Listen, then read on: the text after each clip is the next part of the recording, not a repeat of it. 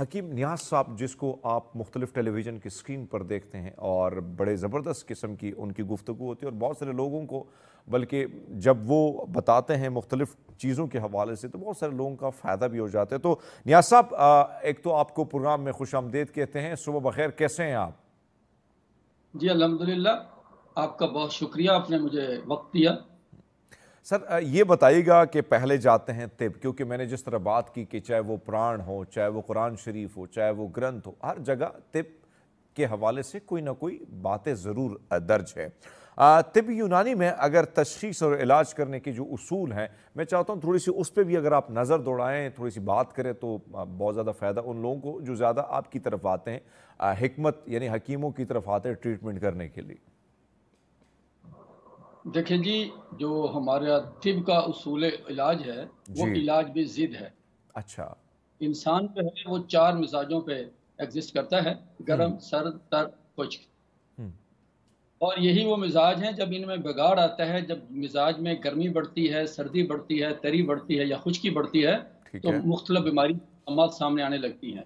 एक तबीब जो होता है, हम्म। उसका यही काम होता है कि उसने ये तशख़ीस करनी होती है कि इस बंदे का मिज़ाज किस तरफ जा रहा है। अगर अच्छा। खुश्की की तरफ है, तो उसको तर चीज़ें देकर हम उसका इलाज करेंगे, अगर गर्मी की तरफ है, तो सर्द चीज़ें। हम्म।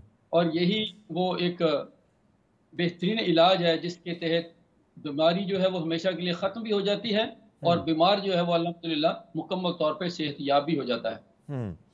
अच्छा, ये जो हम बात करते हैं जड़ी बूटियों के हवाले से ना, क्योंकि ज़ाहिर बात है बहुत सारे दोस्त इस हवाले से भी, बहुत सारे लोग जो हैं पहले ट्रीटमेंट जो है वो मेडिकली लेते हैं, यानी मेडिसिन्स जो हमारे अंग्रेज़ी अद्वियात हैं, फिर आहिस्ता आहिस्ता वो आप लोगों की तरफ भी आ जाते हैं।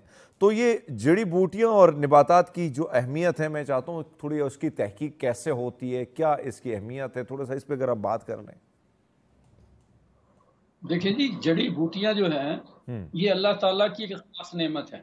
अल्लाह ताला ने हर नेमत में एक ख़ुसूसियत रखी है, उसके कुछ ख़वास हैं, कुछ फ़वाइद हैं। अच्छा। अच्छा, सबसे बड़ी बात ये है कि जड़ी बूटियों के भी अपने मिज़ाज होते हैं। ठीक है। जो एक पढ़ा-लिखा समझदार तबीब होता है, वो मरीज़ का इलाज इन्हीं जड़ी-बूटियों के मिज़ाज से मैच करके करता है। अच्छा।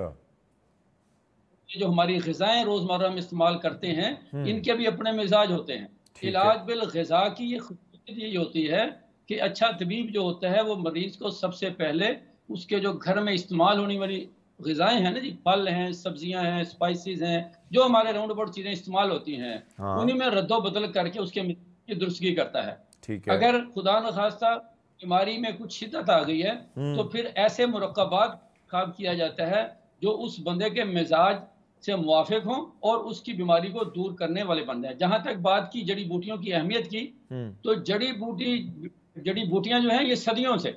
अच्छा। अच्छा, अच्छा। एक बात जो मैं बड़ी जी जी। वज़ाहत से सॉरी बात वो ये है कि ये जितने भी इस वक़्त पैथीज़ चल रही हैं, हम्म। उनमें जितनी भी मेडिसिन चलती हैं, उनमें चंद अद्वियात को छोड़ के, वो होम्योपैथी है, वो एलोपैथी है, उनमें इन्हीं जड़ी-बूटियों का इस्तेमाल होता है। हम्म। हमारी जितनी भी अद्वियात इस्तेमाल हो रही हैं बिल्कुल। मुख्तलिफ एलोपैथी की, उनमें कुछ चंद ऐसी अद्वियात हैं जो जदीद साल्ट पे आ गई हैं, जो केमिकल्स पे आ गई हैं, हम्म। लेकिन उनके का जो फार्मास्यूटिकल है उसका फ़र्क ज़रूर है। ठीक। लेकिन अद्वियात का जो माखिज़ है, जो मंबे है, जो ज़रिया है, जो एक उसका अद्वियात का सोर्स है, वो हम्म। हमारी ये जड़ी-बूटियाँ ही हैं।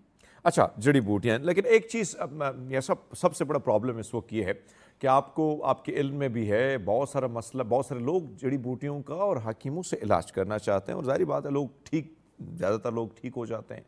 लेकिन एक प्रॉब्लम जो हमें नज़र आती है वो ये है कि हम देखते हैं हर तरफ ख़ानदानी हकीम, और जब ख़ानदान की तलाश की जाए तो कहीं ना कहीं दादा परदादा जड़ा हैगा वो ना ही होता है या मिरासी होता है, लेकिन वो ख़ानदानी हकीम होता है। अब सर, जो ओरिजिनल हकीम है कैसे क्योंकि मसाइल है ना, यहाँ पे नौसरबाज बहुत बैठे हुए हैं, इस तरह डॉक्टरों की बड़ी तादाद होती है, जो वार्ड बॉय है तो वो भी अपने आप को स्पेशलिस्ट लिख लेता है। तो एक अच्छे हकीम की क्या, मैं समझता हूँ कि इस हवाले से भी बताएं कि एक अच्छे हकीम को कैसे हम समझ सकते हैं कि हाँ भाई साहब ये वाला ठीक है, ये ओरिजिनली ख़ानदानी लग रहा है। कोई ख़ानदानी का तो जनाब वैसे ही हमीद पता चल साहब, जाता है। हाँ।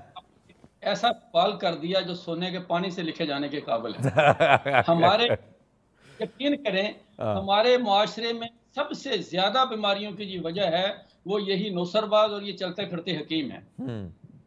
अच्छा, मैं इनको दूसरी तरफ पे तामील करता हूँ। जिस तरह आप देखें कि किसी ज़माने में ना आपकी दीवारों पे हकीमों के इश्तिहार होते थे, चौक चौरस्तों में ये मजमाबाज बैठ के ना जी लोगों ऐसे को वो कायल किया कर चर्ब ज़बानी से। हाँ, वो सारे लोग, उनमें से कुछ चंद आप यूट्यूब पे आ जाएँ, जितने भी हमारा सोशल मीडिया है, सही इस बात पे है। ज़्यादा जितने हैं, उनमें से मादूदे चंद लोग हैं जो क्वालिफ़ाइड हैं, जो अच्छा। बाकायदा रजिस्टर्ड हैं। हुँ, वरना तो वो सारे ऐसी वो सलबाज़ी वाली बात है, अपनी ज़ुबान के सर पे, अपनी चर्ब ज़बानी के सर पे उन्होंने चंद लफ़्ज़ रटे हुए हैं, ठीक हुँ। है जी? और वो एक ख़ास वो जो एक ख़ास अमराज़ मख़सूसा वाला एक जो चूरन है और मर्द की ये कमज़ोरी बस वो देखा भी है, बहुत जाता है, ये बिकता भी बहुत है। सर, आपकी बात दुरुस्त है और उसी पे फ़ोकस भी उन्होंने रखा और इस उसी पे चूरन ने हमारे तिब और तबीब के वक़ार का खाना ख़राब कर दिया हुआ है।